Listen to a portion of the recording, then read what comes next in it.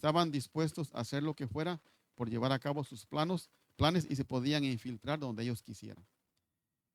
La primera acusación era: el Papa era el anticristo, que está en primera de Juan 4:3 y primera de Juan 2:18. Ellos dicen: tenemos que defender que el Papa no es el anticristo. La primera. Segunda, también tenemos que demostrar que el Papa no es el hombre de pecado, que está en primera de Tesalonicenses 2:5 y 9. Dos acusaciones. Va la tercera. Tenemos que demostrar que el Papa no cumple la profecía de Daniel 2:24. Algo bien interesante que está basado en la Biblia. No hay nada que se esté especulando, no hay nada que yo estoy diciendo por hablarlo, sino está en la palabra de Dios. Y tenemos que demostrar que el Papa no cumple la profecía de Daniel 9:24. Si alguien quiere buscar Daniel 9:24 rápidamente para ver qué es lo que dice Daniel 9:24, porque este tema es un poquito grande y vamos a tener que correr un poquito.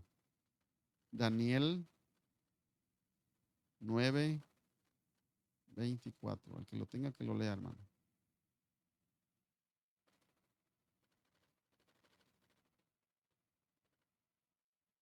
No, lo voy a leer yo. Amén.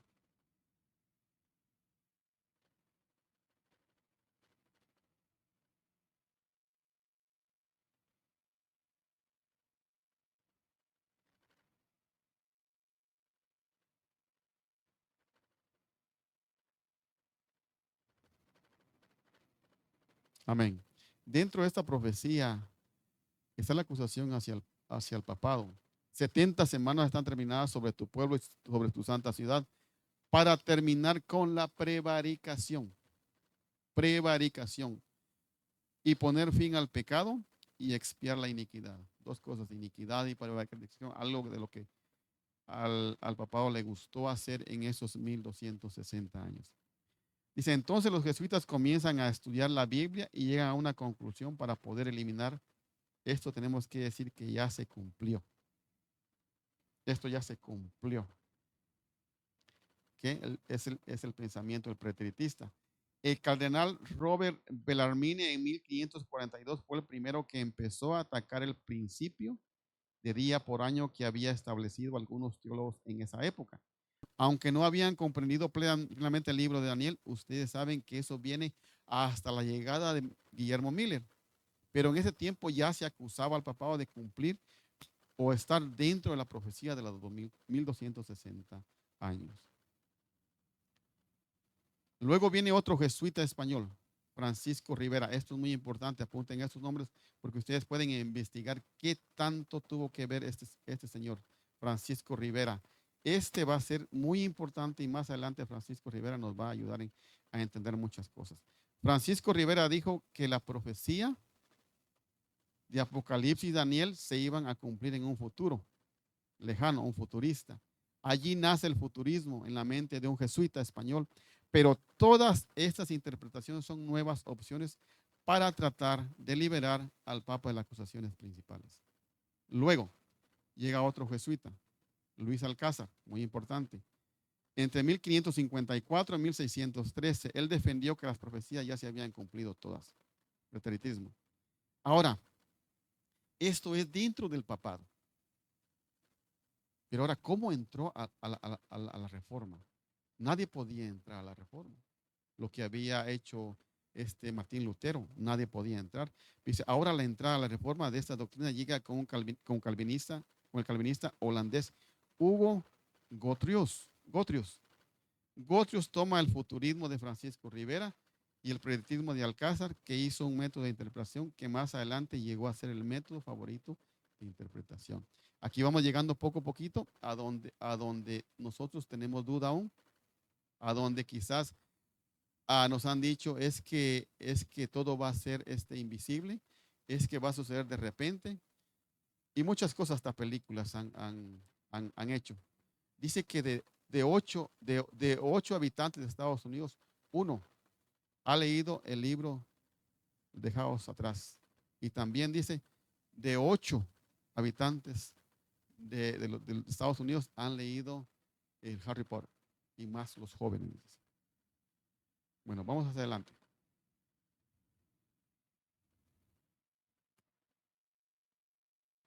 Al llegar al siglo XIX surge un movimiento muy importante en Estados Unidos. qué movimiento importante sucedió en el siglo XIX. En 1818 hubo un campesino de este país llamado Guillermo Miller o William Miller.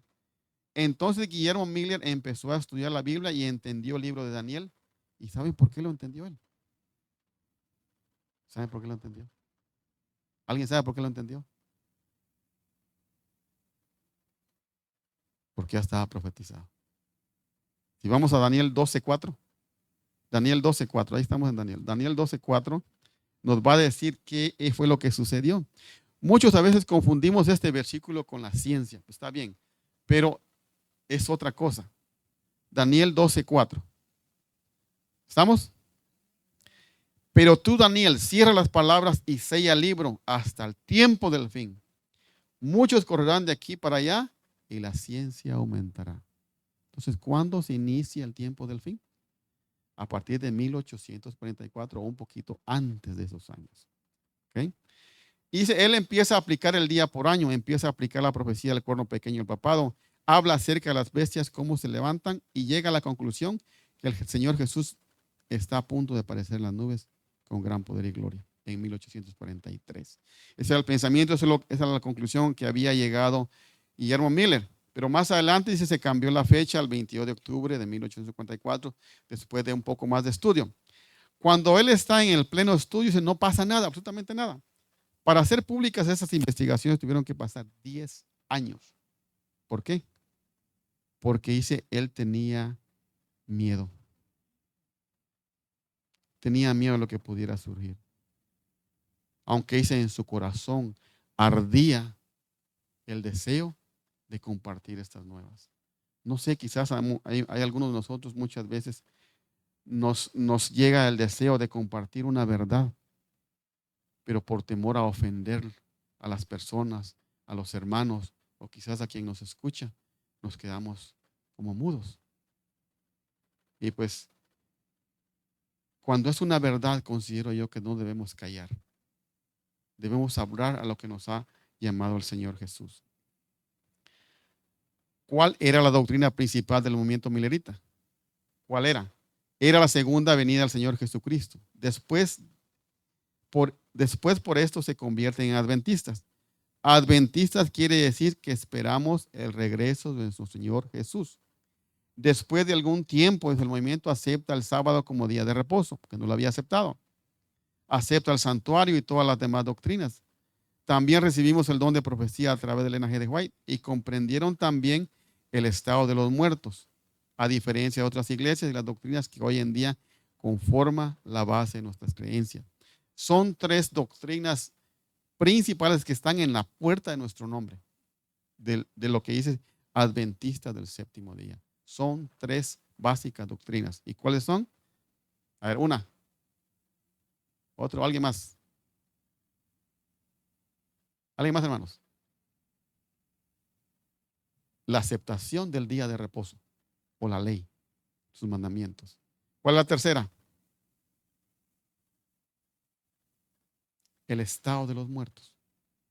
Porque nosotros consideramos, y más adelante lo vamos a ver, que los muertos no se van al cielo, sino duermen en la tierra. Ninguno se va al cielo. Los únicos que se fueron al cielo ya están en el cielo. Y nosotros lo hemos estudiado. ¿Ok? Pero quiero que noten lo siguiente. Surge Nelson Darby Young en 1828, que es exactamente el mismo año en que Guillermo Miller comenzó a predicar. El mismo año que Guillermo Miller empieza a predicar, surge, dice, Nelson Darby Young en 1828. Se levanta este señor Nelson y comienza a predicar el dispensacionalismo, o sea, el rapto secreto. Al mismo tiempo que nace la doctrina del adventismo, también nace el dispensacionalismo, o sea, el rapto secreto, en 1828. Hay unas fechas un poco más para atrás de sacerdotes jesuitas, y fíjense que todos han sido latinos o españoles, se podría decir, porque uno de los principales jesuitas se llama Manuel Lacunza, chileno, que él empezó a estudiar la profecía de las 2300 tardes y mañanas y llegó a la conclusión que quedaba pendiente una semana para el tiempo del fin. Pero no es así. ¿Ok? Ok. Fue una respuesta inmediata, dice, o sea, la predicación de este Nelson fue una respuesta inmediata a la doctrina del adventismo. O sea, ¿qué enseña el dispensacionalismo de 1828? Dice que divide la historia en ocho épocas. Eso se llama dispensacionalismo porque la va llevando por épocas, por épocas, por épocas, y no es así, es una sola. Um, y dice en las cuales Dios trató a los seres humanos de maneras diferentes. Por eso es que los protestantes que son dispensacionalistas creen que Dios ha cambiado el sistema o que va cambiando de siglo en siglo, de año en año. Ese es el pensamiento cuando nosotros entendemos correctamente que Dios nunca cambia. Ejemplos. Con los judíos era en la base a las obras y luego después fue diferente. Y hoy en día es en base a la gracia, era lo que ellos analizaban. Segundo, también enseña que la venida de Jesucristo ocurre en dos etapas. ¿Ah? ¿En cuántas etapas dice? Y la primera etapa es una etapa invisible, lo que dice este Nelson. Y esta etapa invisible es el rapto secreto. Ahora, ¿por qué surge esta doctrina? Vamos a ver por qué. Porque los protestantes, dice, tienen un problema. Ellos dicen creer en el principio básico de la reforma. ¿Cuál es el principio básico de la reforma? La Biblia solamente. Que es solamente la Biblia. Pero nos encontramos que los protestantes creen en muchas cosas que los católicos inventaron. Lamentablemente. Por ejemplo, ellos creen, o sea, los demás hermanos de otras iglesias, ellos creen que cuando una persona se muere, se va al cielo o al infierno y otras cosas más. Pero no es así. Es allí donde entra el juego de la doctrina del rapto secreto que inventó Nelson. Entonces nos damos cuenta de dónde viene esta situación. No es de hace unos 10, 15 años. Viene desde muy atrás, desde antes del gran grupo de los Millers, mucho más antes. Vamos a ver algo más, un poquito más de información. Y aquí está. A ver, el rapto antes de la tribulación, un engaño católico romano. Doctrina concebida por los teólogos católicos romanos. Sus nombres, aquí vienen los primeros nombres: Francisco Rivera y Emanuel Lacunza. Creída y propagada por Edward Irving, John Nelson Darby, C.I. Scofield. Scofield dice que escribió una Biblia exclusiva con el rapto secreto. De L. Mori. Mori es muy conocido. La Asamblea de Dios y los pentecostales en general. Así fue como se introdujo este mensaje católico en la Reforma protestante. Queda un último eslabón en la cadena del desarrollo y el esparcimiento de la teoría del rapto. De nuevo, llamaría su atención a la fuente, al origen de la doctrina del rapto y a la secuencia de contactos por medio de la que ha sido traída al presente, a nuestros días. ¿Cómo comenzó? Comenzó con una invención católica romana para rebatir la doctrina de los adventistas o los reformistas. Los escritos del sacerdote jesuita Rivera influyeron en el sacerdote jesuita Lacunza. Lacunza influyó a Irving. Irving influyó a Darby. Darby influyó a Scofield. Scofield a Darby y luego a D. L. Mori. Mori influyó al movimiento pentecostal. Pregunta usted, ¿cómo? ¿Cómo puede suceder eso? Porque no leímos la Biblia. Venimos a la iglesia y solo escuchamos. No estudiamos. Que alguien nos dijo algo, nos quedamos con eso. No lo escudriñamos, no lo investigamos. Por eso es que hay mucha, lamentablemente se puede decir, ¿cómo es la palabra? Ignorancia. Dice, pues la Asamblea de Dios es hoy, por mucho, la más grande denominación pentecostal en el mundo al comenzar el movimiento pentecostal a principios del siglo XX y celebrarse el primer concilio general de las Asambleas de Dios en 1914. ¿En dónde? En Hot Spring, Arkansas. Tan cerca, ¿no? En 1914. Se trataba de un movimiento pequeño, el cual no contaba con su propia casa editorial, pero un movimiento pequeño que creció como la pólvora. ¿Por qué? Porque cuando nos predican algo que nos conviene a nosotros, ahí estamos y somos felices con las mentiras. Vamos adelante.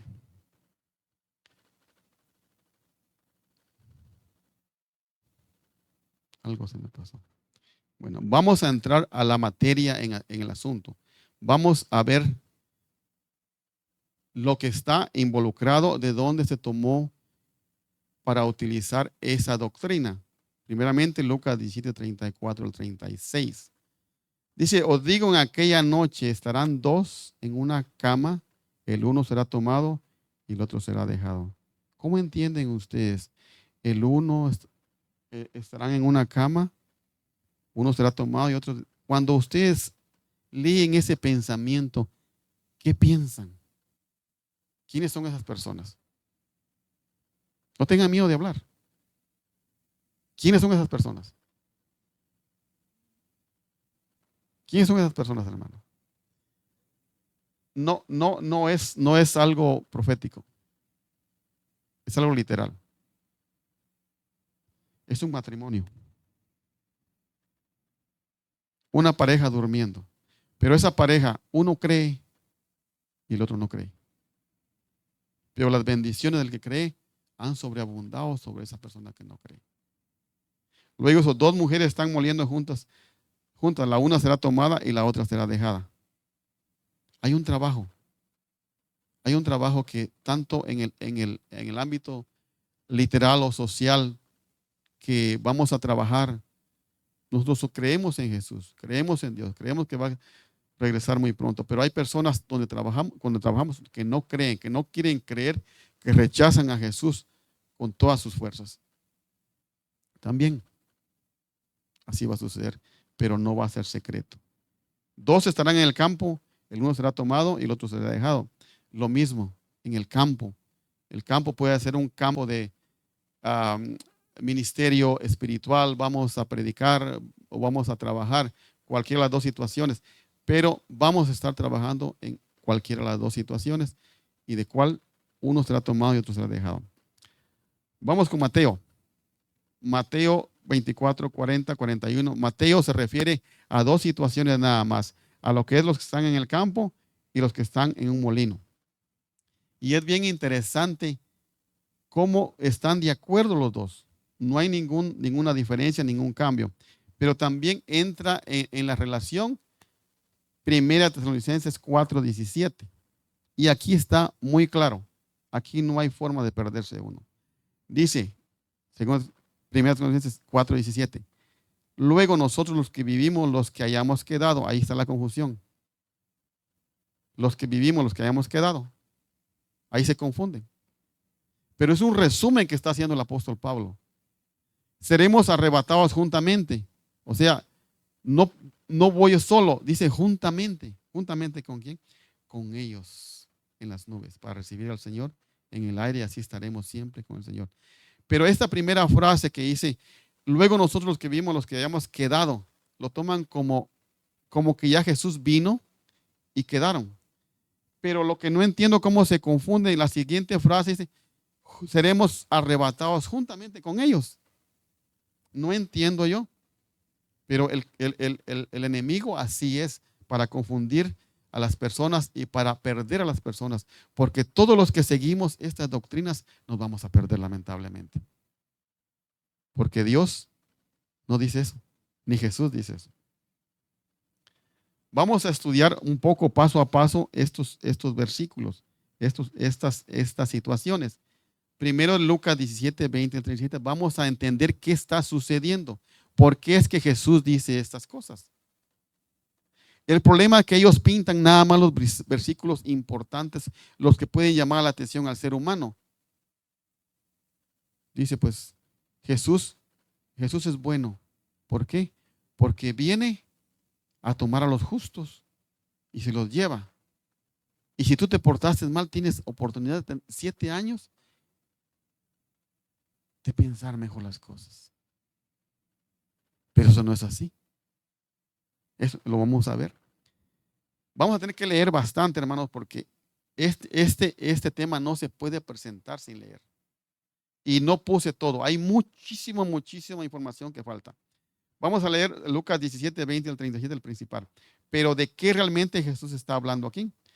Preguntando por los fariseos y le dijeron, ¿cuándo había de venir el reino de Dios? Le respondió y dijo, el reino de Dios no vendrá con advertencia, ni dirá, helo aquí o helo allí, porque he aquí que el reino de Dios está entre vosotros, o sea, el reino de los cielos ya está aquí. Eso fue lo que vino a hacer Jesucristo a este mundo cuando vino y nació como ser humano en este hombre, a presentar el reino de los cielos. Y dice, y dijo a sus discípulos, tiempo vendrá cuando desearéis ver uno de los días del Hijo del Hombre y no lo veréis. Y os dirán, helo aquí o helo allí, no vayáis ni lo sigáis. ¿Por qué? Porque es mentira. Porque como el relámpago que al fulgar resplandece desde un extremo del cielo hasta el otro, así también será el Hijo del Hombre en su día. Así será. Pero dice, primero es que seas feliz, que te lleve Jesucristo al cielo. Eso es lo que dice. Pero primero es necesario que padezca mucho y será desechado por esta generación. Esa es la situación de Jesucristo.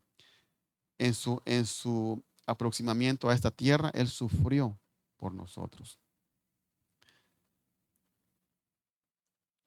Y el 26 dice, como fue en los días de Noé, así también serán los días del Hijo del Hombre. Está haciendo una recapitulación Jesucristo en los días de Noé y va al Antiguo Testamento para decirles, como fue en los días de Noé, así será la venida del Hijo del Hombre.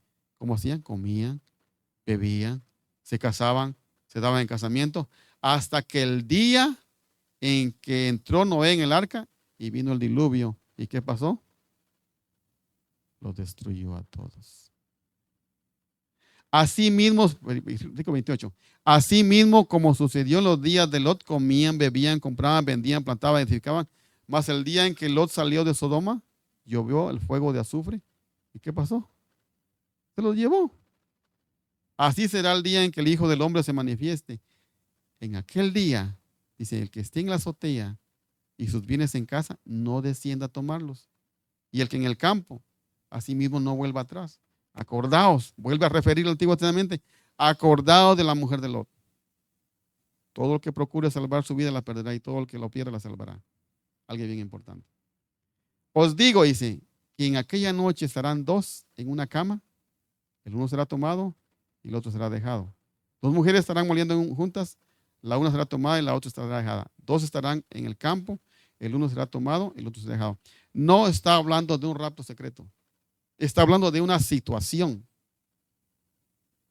Está hablando de la situación que estamos viviendo hoy en día. ¿Cómo vivimos hoy? Corre, corre, corre, corre para allá y para acá. Y no ponemos atención a las señales del cielo. Y dice Dios, deténganse, deténganse. ¿Por qué? Porque vienen los del rapto secreto. Oh, yo estoy feliz, tengo oportunidad.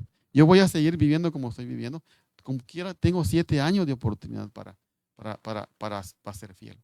Y no es así. Cuando Jesucristo venga, se acabó, se acabó. Vamos a seguir un poco más adelante. Vamos a ir a Mateo 24 ahora. La otra forma en que habla aquí, Mateo 24 está más lleno de información. Y no podemos aceptar el rapto secreto porque están sucediendo cosas. Mateo 24, 3, 51. Señores, antes del fin. Y estando él sentado en el monte de los olivos, fíjense dónde estaban sentados. Se fueron al monte de los olivos solitos, los discípulos y Jesús. Los discípulos se acercaron aparte diciendo, dinos cuándo serán estas cosas y qué señal habrá de tu venida y del fin del siglo. Respondió Jesús y les dijo, pongan atención, miren, vos tienen buenos ojos, escuchen. Escuchen que nadie los engañe. ¿Y qué pasa hoy en día? Hay mucha gente engañada. Hay mucha gente que ya se perdió. ¿Por qué? Porque no ha puesto atención. No tiene tiempo de poner atención. No tiene el razonamiento de decir, mi padre me está hablando. Yo tengo que escucharlo. ¿Y qué pasa? Se murieron y se perdieron. Dice, respondiendo Jesús les dijo, mirad que nadie os engañe. Porque vendrán muchos en mi nombre diciendo yo soy el Cristo y a muchos se engañarán.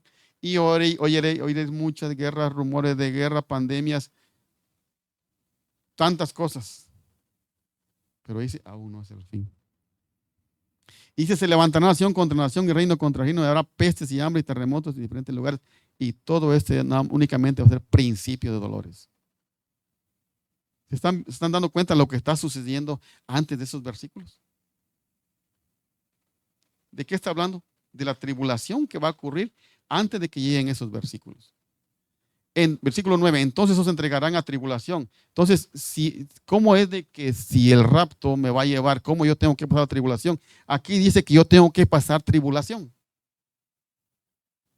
Dice, entonces os entregará a tribulación y os matarán y seréis aborrecidos de todas las gentes por causa de mi nombre. Versículo 10, muchos tropezarán entonces y se entregarán unos a otros. Dentro de nosotros, aquí mismo nos vamos a entregar, porque no hemos tenido sensatez de escuchar la palabra de Dios, de tener tiempo para escuchar al Señor Jesucristo. Dice, y muchos falsos profetas se levantarán y van a engañar a muchos. Ya lo han hecho y lo siguen haciendo. Y por haberse multiplicado la maldad, el amor de muchos se enfriará. Pero hay una promesa, más el que perseverare hasta el fin, este será salvo. Y viene la conclusión, no del servicio. Nos falta como 45 minutos. Y será predicado el evangelio del reino en todo el mundo, no por testimonio, hermanos, no nos confundamos, no por testimonio, porque el testimonio nuestro no es bueno, sino dice para testimonio de aquellas naciones que no han creído. Entonces vendrá el fin. ¿Y qué pasa? Que nosotros, cuando no tenemos tiempo de escuchar la palabra de Dios, de leer la Biblia, de orar, de dedicar tiempo a nuestra familia, ¿qué va a pasar?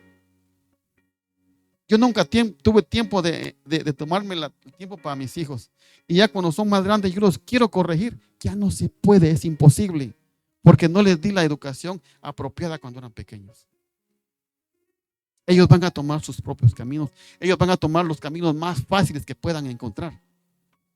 Más convenientes. Porque así somos con los seres humanos. Siempre buscamos el camino más fácil y más conveniente. El camino difícil no nos gusta. El camino del sufrimiento no nos gusta. Pero es el camino que caminó Jesucristo.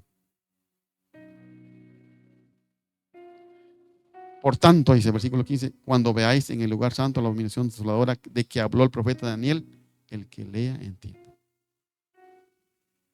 Va a llegar una desolación que nosotros no podemos imaginar. Hoy día corremos, reímos, disfrutamos, vamos a donde queremos, pero un día va a haber una desolación que no nos imaginamos. 16.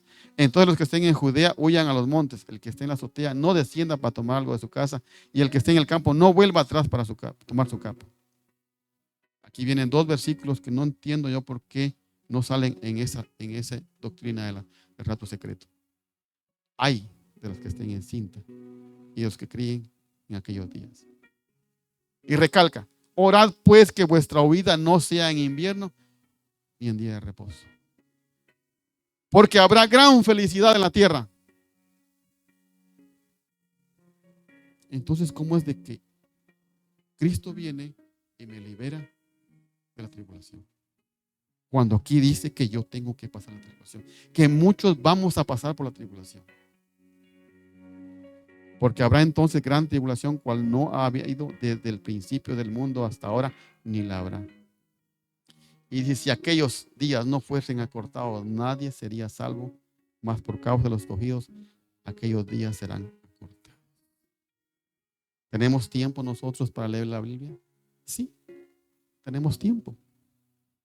¿Tenemos tiempo para estudiar con nuestros hijos? Sí, tenemos tiempo. Pero no lo queremos hacer. Versículo 23. Entonces si alguno dijere, mirad, aquí está el Cristo, o mirad, allí está, no lo creáis. Porque se levantarán falsos cristos y falsos profetas y harán grandes señales y prodigios. Nosotros no sabemos lo que van a hacer. No nos imaginamos lo que van a hacer. De tal manera dice que engañarán, si fuera posible, aún los escogidos. Yo estoy preparando un tema en base a este versículo que se llama ¿cómo se está preparando el mundo para la segunda venida de Cristo Jesús? No estoy diciendo los adventistas, los cristianos, el mundo. Porque el mundo está preocupado por la segunda venida de Cristo Jesús. Nosotros no estamos preocupados. Estamos llevando la vida como viene, la estamos disfrutando, la estamos viviendo. Pero no nos preocupamos por la segunda venida de Cristo Jesús. ¿Y saben por qué? Porque estamos confiados en estas doctrinas, de lo que dicen por allá, no lo que dice la Biblia. 25. Os lo he dicho antes. Vuelve a repetir. Recalca, y los he dicho antes, una y otra vez, y otra vez, y otra vez. Así que si yo dijeren, mirad está en el desierto, no salgáis, o mirad está en los aposentos, no lo creáis. Vuelve a repetir, como el relámpago que sale del oriente y se muestra en el occidente, así será también la venida del Hijo del Hombre. ¿Qué pasa cuando un animal está muerto? ¿Qué ven ustedes? ¿Ok? Así va a ser, dice, porque donde quiera que estuviera el cuerpo muerto, ahí se juntarán las águilas. Versículo 29. Aquí viene algo que a mí me hace meditar, me hace pensar. Dice, inmediatamente después de la tribulación, de aquellos días. No hemos llegado al punto donde dice que uno será tomado y otro será dejado. No hemos llegado. Pero dice, inmediatamente después de la tribulación de aquellos días, el sol se oscurecerá y la luna no dará su resplandor y las estrellas caerán del cielo y las potencias de los cielos serán conmovidas. Está haciendo un resumen Jesús de su venida. Entonces aparecerá la señal del Hijo del Hombre en el cielo. Escuchen este versículo que dice, y entonces lamentarán todas las tribus de la tierra. ¿Cómo estás? Si Jesús vino antes de la tribulación, ¿cómo está que se lamentarán todas las tribus de la tierra? Todas. Y verán al Hijo del Hombre viniendo sobre las nubes del cielo con poder y gran gloria. Y enviará a sus ángeles y con gran voz de trompeta y juntará a sus escogidos de los cuatro vientos, desde un extremo del cielo hasta el otro extremo. Nosotros tenemos que estudiar, dedicar más tiempo a nuestra vida, a nuestra salvación con Jesucristo. Porque la iglesia no nos puede salvar. Nosotros mismos tenemos que buscar a Cristo Jesús para que Él nos salve. No me voy a salvar con guardar los 10 mandamientos. No me voy a salvar con venir a la iglesia martes, viernes y sábado. No me voy a salvar. Es una práctica que yo estoy haciendo para cuando yo llegue al cielo. Estoy estudiando en la academia de la tierra para entrar, para graduarme en el cielo. Eso es lo que estoy haciendo. Hay una parábola que dice Jesús. De la higuera aprended la parábola, cuando ya sus ramas está tierna y brotan las hojas, sabéis que el verano está cerca. Nosotros estamos viendo todo lo que está sucediendo, lo que Jesús contó, le dijo a sus discípulos en el monte de los olivos. Hemos visto que todo está sucediendo. ¿Y qué pasa con nosotros? Hay un texto de la hermana Elena G. White, que no lo traigo acá, que dice que la iglesia adventista es la iglesia de Dios. ¿Por qué? Porque Apocalipsis dice, ahí está la paciencia de los santos, los que guardan los mandamientos de Dios y tienen la fe de Jesús. Por eso es la iglesia de Dios. Pero saben una cosa, que el pueblo de Dios no está en la iglesia. Lamentablemente así es. Dice que el pueblo de Dios está afuera. Aún no ha llegado. Cuando yo vi eso, me dio tristeza. Me dio ganas de llorar. Tantos años yo en la iglesia. Conocí el mensaje a través de mi papá. Y cuando vengo a enterarme de eso, dice que la iglesia adventista es la iglesia de Dios, pero el pueblo de Dios no está en la iglesia.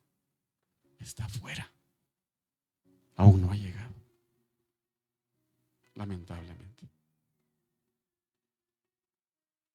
Versículo 33. Así también vosotros, y cuando veáis todas estas cosas, conoced que está cerca a las puertas. De cierto os digo que no pasará esta generación hasta que todo conteste. El cielo y la tierra pasarán, pero mis palabras no pasarán. Pero el día y la hora nadie las sabe, sino solamente el Padre que está en los cielos. Aquí viene ya otra vez, repite. Viene otra vez. Ahora vemos qué pasó atrás. Jesús está enumerando los sucesos que van a acontecer antes de que nos tome por sorpresa la venida de Cristo Jesús. 37, versículo 37 de Mateo 24 dice: mas como en los días de Noé, así será la venida del Hijo del Hombre, porque como en los días de Noé, los días antes del diluvio, estaban comiendo y bebiendo y casándose, dando en casamiento, divirtiéndose como ellos querían, celebrando cualquier cosa, y no se preocupaban por su salvación. Eso es lo que dice. Hasta el día en que Noé entró en el arca. ¿Y qué pasó cuando entró Noé en el arca? Se los llevó. Dice que no entendieron. No entendieron. Dice, hasta que vino el diluvio y se los llevó a todos. Pero ya era demasiado tarde. Así será también la venida del Hijo del Hombre. Está enumerando que es la venida del Hijo del Hombre. Así va a ser. No que Él viene en secreto y que nos da 7 años de posibilidad de poder arrepentirnos. 40. Entonces estarán 2 en el campo. El uno será tomado y el otro será dejado. 2 mujeres estarán moliendo en un molino y la una será tomada y la otra será dejada. Y dice: velad pues, porque no sabéis a qué hora debe venir vuestro Señor. ¿Alguien sabe cuándo viene Jesucristo? No. Un factor importante. Bueno, no salió acá. Creo que me lo salté. Más como en los días, sí, ya lo pasé. Un factor importante para determinar cuándo se toma uno y se deja el otro, es necesario examinar la situación inmediata. Situación inmediata es lo que está sucediendo atrás. Contexto. En los versículos inmediatos anteriores, el 37 y el 39, Jesús está comparando la devastación que se producirá antes de su venida, que en griego es parousia, con la destrucción por el diluvio, los días de Noé. Eso está explicando la devastación que sucedió. En Mateo 24, 3, 27, 37, 39, esta venida se describe con las palabras parousia. Los versículos 29 a 31 describen este evento como todo lo que ustedes quieren nombrar, pero menos secreto. Menos. ¿Por qué? Porque ya enumeramos todo lo que viene sucediendo desde el versículo 3 hasta este punto. Yo no veo nada bueno. Nada bueno. El diluvio en los días de Noé estuvo lejos de ser un secreto. ¿O fue secreto el diluvio? Algunos creían que no iba a suceder. ¿Cómo es que va a llover? A Noé se le ocurrió construir un arca en medio del desierto, ¿saber dónde? ¿Cómo va a llegar el agua hasta acá? Eso es lo que no podían creer. Pero no era un secreto. Destruyó a todas las personas en el planeta, excepto a Noé y su familia. Es significativo que la palabra normal para inundación en el Nuevo Testamento sea pótamos. Pótamos. Por esta no es, pero esta no es la palabra usada. Aquí, en cambio, Jesús emplea 2 veces la palabra cataclusmos. Cataclusmos. Versículos 38 y 39, de donde derivamos nuestra palabra en inglés cataclismo. Cataclismo. El evento del diluvio fue un cataclismo, pero también el evento final va a ser algo que nosotros nunca hemos visto. Esta no fue una inundación local ordinaria, fue un cataclismo o una catástrofe universal. El pasaje paralelo en Lucas 17, 26 al 30 no solo compara esta gloriosa venida de Jesús con la historia del diluvio, sino va a un paso más allá comparándola con la destrucción total de Sodoma y Gomorra por fuego y azufre. Dice: no hay manera de que este evento pueda interpretarse como un rapto secreto antes de la gloriosa venida de Jesús. No hay manera. Está en las mentes de los seres humanos. Está en contra de la verdad que está en la palabra de Dios. El enemigo utiliza a los seres humanos y utiliza la Biblia para confundir a los seres humanos que no tienen el tiempo de leer la palabra de Dios, el tiempo de orar, el tiempo de no estudiar con la familia. Hermanos, es triste cuando uno ve desde ese punto hasta allá donde estamos, que nuestros hijos ya están grandes y decimos, ¿cómo es de que no me tomé el tiempo para pasar tiempo con Jesús y juntamente con mis hijos? Eso ya es demasiado tarde, porque nosotros ya no podemos hacer nada. ¿Por qué? Porque únicamente cuando ese hijo ya mayor tenga un encuentro con Jesús y él acepte a Jesús, puede corregir su vida. De lo contrario, se va a perder. Aquí hay más información.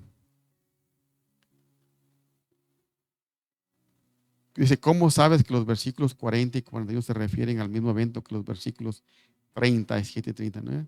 La respuesta es realmente bastante simple. El versículo 40 comienza con la palabra griega tote, que se traduce en la King James Version como a entonces y entonces y entonces y entonces. Pero también podría traducirse en aquel momento, en Mateo 24, esta palabra que se usa repetidamente para describir una secuencia de eventos que sucede uno al otro en orden cronológico. Esto debe significar que tomar y la partida de los individuos en versículo 40 y 41 ocurrirá cuando la parusia llegue a su fin y no antes. Entonces, independientemente de todo lo que signifique tomado y dejado, está claro que esto sucede en la aparición gloriosa de Cristo Jesús. Mucho por la idea de un rapto pretribulación. No hay, no existe eso. Y acá ya terminamos. Vamos a identificar a Tesalonicenses una vez más. 1 4, 13 al 18 dice, tampoco queremos, hermanos, que ignoréis acerca de los que duermen. Ya se están dando cuenta de las doctrinas que estamos tocando. La venida a Cristo Jesús, el sábado y los que duermen. Nadie se va al cielo cuando se muere, si fue bueno. Se queda en la tierra. Tampoco queremos, hermanos, que ignoréis acerca de los que duermen para que no entristezcáis como los otros que no tienen esperanza. Porque si creemos que Jesús murió y resucitó, aquí hay algo bien importante. Vamos a San Juan, creo que es 22. San Juan 22.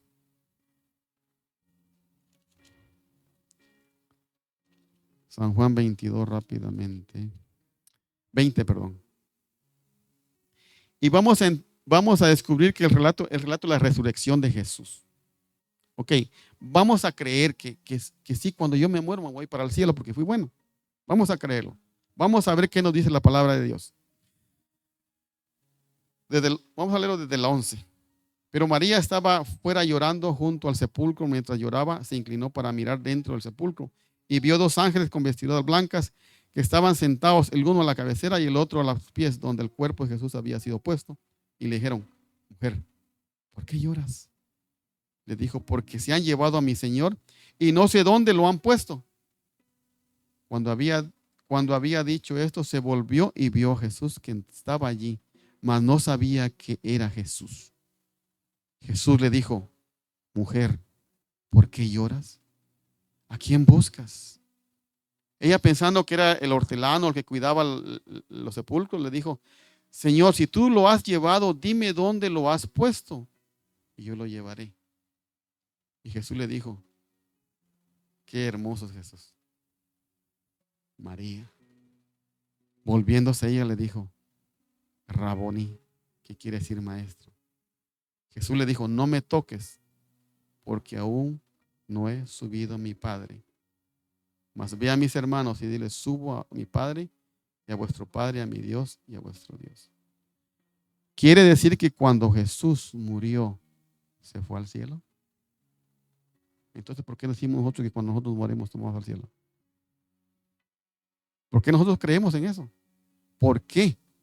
Pensemos, ¿por qué yo creo en eso? Que cuando yo me muero y me aferro a esa creencia. Cuando Jesús no fue al cielo, cuando murió. Él dice, no me toques porque no he subido a mi Padre. ¿Nos damos cuenta? ¿Cómo todo esto está enfrascado aquí?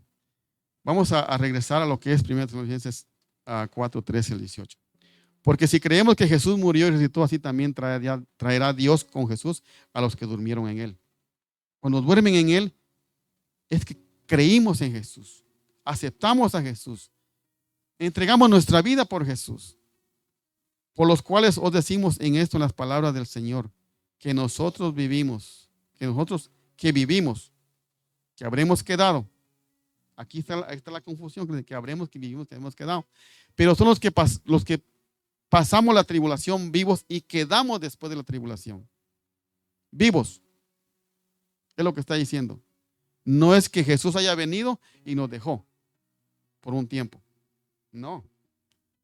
Dice, por lo cual decimos en estas palabras, Señor, que nosotros que vivimos, que habremos quedado hasta la venida del Señor, no precederemos a los que durmieron. ¿Estamos?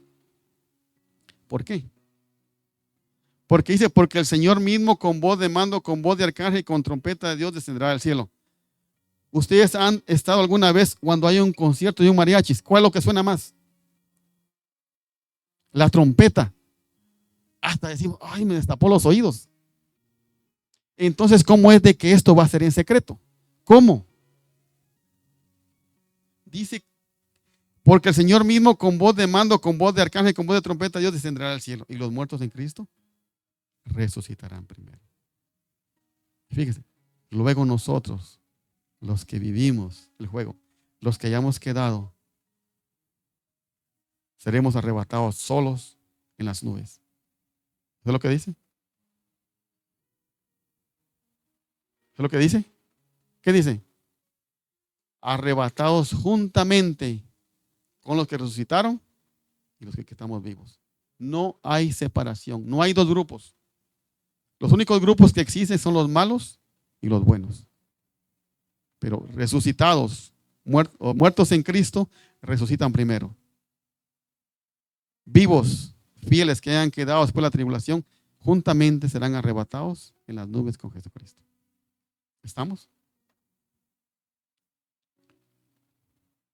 Hay algo aquí muy importante. Último versículo.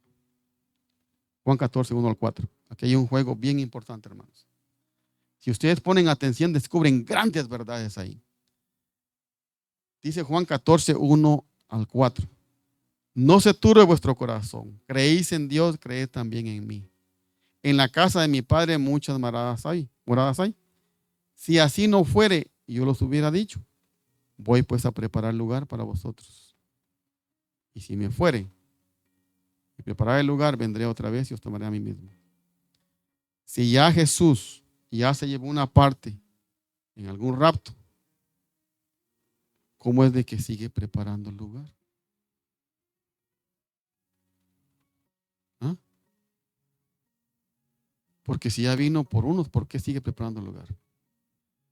Dice, voy pues a preparar lugar para vosotros, y si me fuere, yo os preparar el lugar, vendré otra vez y os tomaré a mí mismo. Estas palabras en el griego tienen una connotación bien importante. No tengo el tiempo me llevaría unas 3 horas para exponerlo todo, palabra por palabra, en griego. Es importante el juego de palabras que hay aquí, pero dice que la traducción se basa de acuerdo al evento, a lo que está sucediendo. Aquí está sucediendo que Jesús se fue al cielo a preparar lugar para nosotros. Allá en la segunda venida de Cristo Jesús es que Jesús retorna, pero antes de que retorne van a haber muchos sucesos, mucha destrucción. Esta tierra estará desolada completamente, que ya no habrá vida. Entonces viene Jesús y nos salva a todos. Pero no es que Jesús vaya a venir en secreto por alguno de nosotros o por un grupo de personas. Se cuenta una historia en el avivamiento de Gales en 1841. Llegaron unos misioneros, dice, a Megala, ahora el estado de Assam, en la India, en el noreste de India. A esta zona también llegó un grupo de misioneros bautistas estadounidenses. Esta región era extremadamente peligrosa, es aún, para predicar el evangelio, ya que decenas de misioneros fueron asesinados en su intento de llevar la palabra del Señor Jesucristo. Este pueblo era muy hostil y agresivo. Su religión era animista, conocida con el nombre de Sonsarek. Esta tribu hoy es conocida como Achik o Mande. El idioma es el asamés o asameses. Gracias al trabajo de evangelización que se convirtió Noxen y su familia, perteneciente a una tribu, a la tribu local de ahí, que se llama Agaro. Este hombre había aprendido lo básico del evangelio, a seguir a Jesús y dejando de vivir sin pecado. Pero al enterarse su jefe, el jefe de la tribu, del pueblo, le ordenó que lo arrestaran a él y a su familia.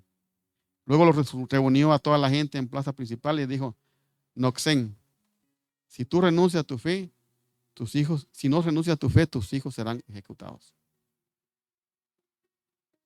Un personaje que conoció el evangelio a través de un misionero. Se lo llevan, lo restan. Parte de la misma tribu. Le dice: si no renuncias a tu fe, tus hijos serán ejecutados. Ante esto él respondió: no, yo no desistiré de seguir a Jesús.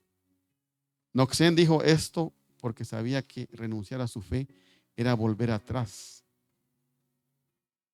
a ser un ignorante. Sabiendo de que Jesús existía, él lo negaba y volver a vivir en pecado sin seguir a Jesús. Entonces el jefe se ordenó matar a los hijos del creyente. El jefe volvió a hablarle diciendo que si no cambiaba su actitud, su esposa sería la siguiente en ser ejecutada. ¿Cuál creen que sería la respuesta del hombre? De una tribu que quizás no sabía ni leer, pero conoció a Cristo y se aferró a Él y lo llevaba en su corazón. Él dijo no. Así que mataron a su esposa. Al escuchar, el jefe enojado le exigió a Noxen que renunciara públicamente él a su fe, o también él enfrentaría la muerte. ¿Y qué creen que dijo él?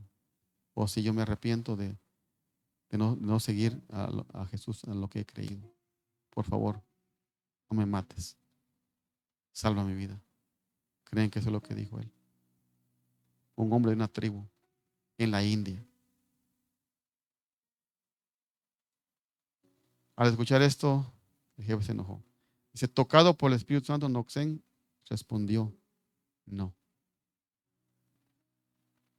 Y dijo: he decidido seguir a Cristo. En la historia de este canto, de las letras se formaron en la India. Y este hombre dice que no renunció a su fe. Murieron sus hijos, murió su esposa y también murió él. El jefe se pidió entonces por última vez negar su fe y vivir. Noxen dijo alegremente estas últimas palabras: la cruz delante de mí y el mundo detrás de mí. No hay vuelta atrás, no hay vuelta atrás. Y fue ejecutado. Dice que el jefe no podía entender por qué Noxen había permitido todo esto. ¿Por qué creer en un hombre que vivió hace 2000 años? En algún otro continente que no era, en su continente que no era importante para ellos. Por eso quería experimentar el extraordinario poder que se había ocultado atrás de esta familia. El jefe fue alcanzado por el poder del Espíritu Santo y convertirse en un fiel seguidor de Jesús. Ahora nosotros, ¿qué vamos a hacer cuando nos enfrenten? ¿Qué vamos a hacer cuando nosotros seamos llamados a renunciar a nuestra fe, a lo que hemos creído? ¿Será que nosotros nos vamos a ceder? ¿O será que nosotros vamos a vivir como este personaje de esta tribu? ¿Quién sería capaz de ver a sus hijos morir por su fe? ¿Alguien que levante la mano? ¿Quién sería capaz? ¿Quién sería capaz de dejar morir a sus hijos por su fe? ¿O quién sería después de una oportunidad que se le da decirle, si no renuncias a tu fe, va a morir tu esposa? Ya ha recibido el dolor de ver morir a sus hijos. Ahora tiene que recibir el dolor de ver a su esposa. Yo quiero que piensen hoy, hermanos. ¿Saben por qué? Porque el tiempo se nos ha acabado. No creamos que todavía faltan muchos años. Aprendemos a tomar una decisión. Nosotros mismos, con nuestros hijos. Porque recuerden que Noé, quizás muchos dicen que fue un predicador errado o fallado, porque no pudo ganar a nadie del mundo. Pero lo más importante, él pudo ganar a su familia para salvarla. Ahora nosotros, ¿qué es lo que vamos a hacer con este mensaje? ¿Vamos a seguir caminando los mismos caminos? ¿Vamos a seguir limitando al Señor Jesús nuestro tiempo? Cuando yo tenga tiempo, si tengo tiempo, hoy no tengo tiempo, hoy estoy cansado. Recordemos que el tiempo de la gracia está a punto de terminarse. Quizás ustedes digan, pero si lo han venido repitiendo año tras año, y cualquier predicador que viene lo vuelve a repetir, lo vuelve a repetir. Sí, hermanos. Jesús es un ser tan hermoso que nos repite día tras día, que vengamos a Él, que aprovechemos la oportunidad de poder salvarnos, que aprovechemos los días que aún tenemos para encontrar oportuno socorro en sus pies. Vamos a ponernos de pie y vamos a cantar este himno, este último canto. Meditemos en las imágenes, meditemos en las letras. ¿Cuántos quieren ir al cielo? Levanten su mano. ¿Cuántos quieren ir al cielo? Pues entonces preparémonos, hermanos.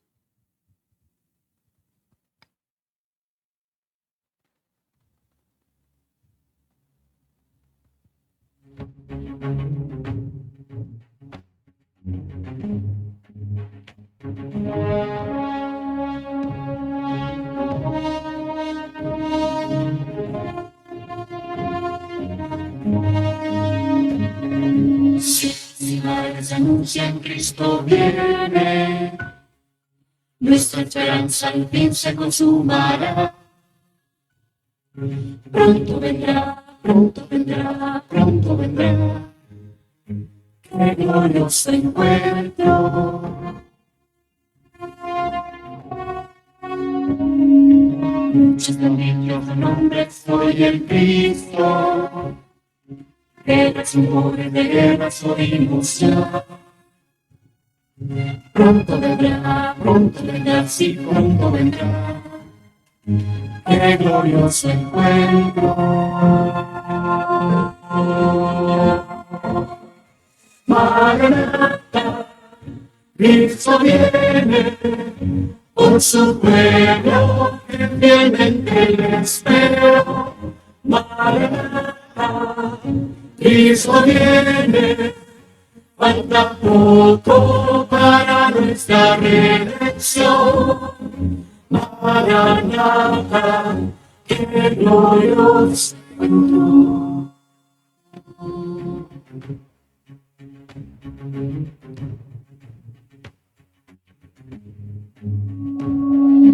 Con majestad y gloria vendrá del cielo.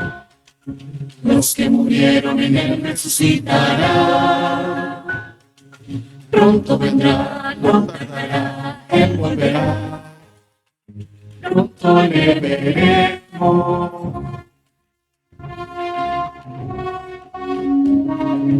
En un instante seremos transformados. Nuestro vestido será de inmortalidad. Pronto vendrá y pronto vendrá. qué glorioso encuentro.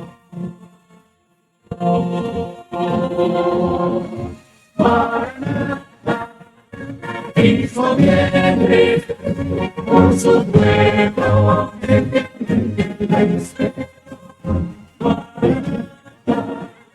Cristo viene, falta poco para la redención. Qué glorioso.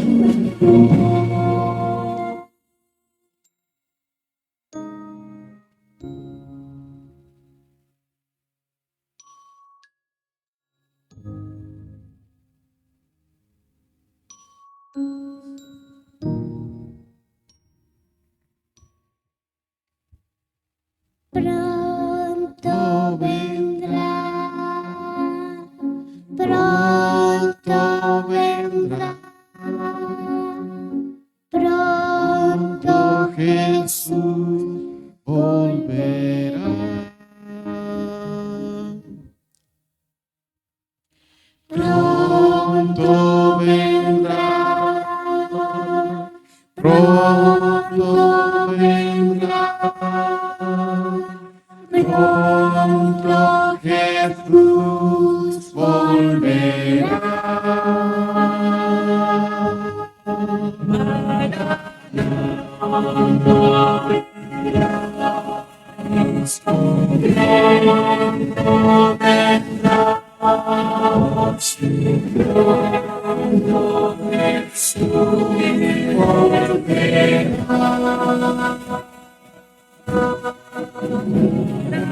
Pronto vendrá,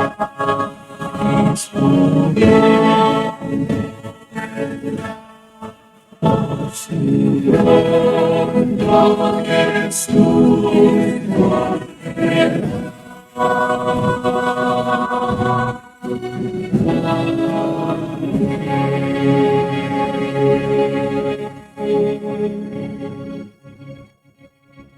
Amén. Imagínense, hermanos, ser parte de esa gran reunión esperando la venida de Cristo Jesús en ese momento que se ve ascender en las nubes del cielo y los ángeles también. Imagínense ese momento tan glorioso en el cual dejaremos de sufrir, tendremos un lugar mejor para cada uno de nosotros. Yo aspiro a esa oportunidad. No sé ustedes, pero yo los animo, hermanos, de que ustedes puedan leer su Biblia, orar, estudiar con sus hijos en casa. Hermanos, lo que nosotros o que la tecnología nos ha dado nos va a perder si no aceptamos al Señor. Hoy la tecnología se ha metido en los hogares, ha dispersado los hogares. Es tiempo que nosotros saquemos nuestro coraje y digamos, basta, no más tecnología. El Señor Jesús va a reinar en mi hogar. ¿Por qué? Porque yo amo a mis hijos. Jesús me ama a mí y yo quiero que donde estén mis hijos también esté yo en ese momento.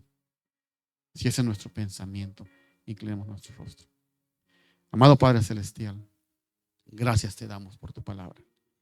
Gracias por tu amor, tu misericordia, Señor, por tu paciencia, especialmente conmigo, Señor.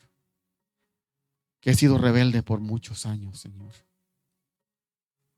Te ignoré por muchos años, bendito Padre. Pero tú me has dado la oportunidad de ser una persona diferente.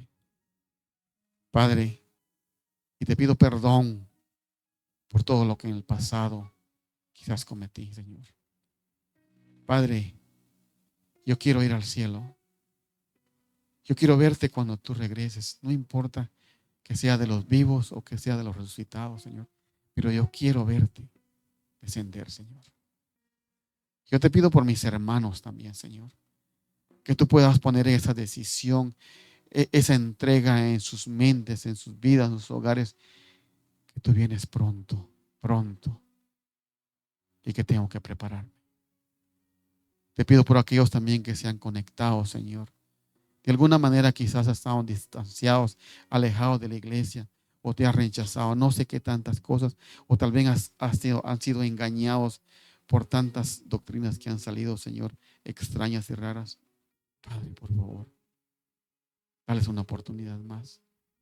Que ellos puedan conocerte y hacer de ellos las grandes promesas que tú nos has dado a nosotros. Bendice a esta congregación. Bendice a aquellos que se conectaron y escucharon tu palabra, Señor. Que este día sea diferente, que marque una diferencia en sus vidas, Señor. Gracias te damos, Señor, en el nombre de Cristo Jesús. Amén. Feliz sábado, hermano.